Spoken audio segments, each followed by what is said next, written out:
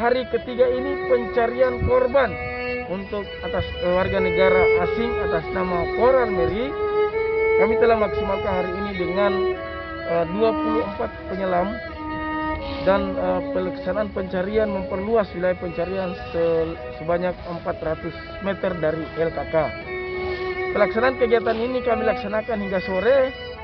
Pada pukul 18.30 operasi untuk pencarian ini kami tutup sementara dengan hasil nihil, di mana diakibatkan oleh karena untuk arus yang arus bawah di perairan Amohusu ini ya sangat deras sehingga memperhambat penyelam untuk mencari daripada korban yang dimaksud.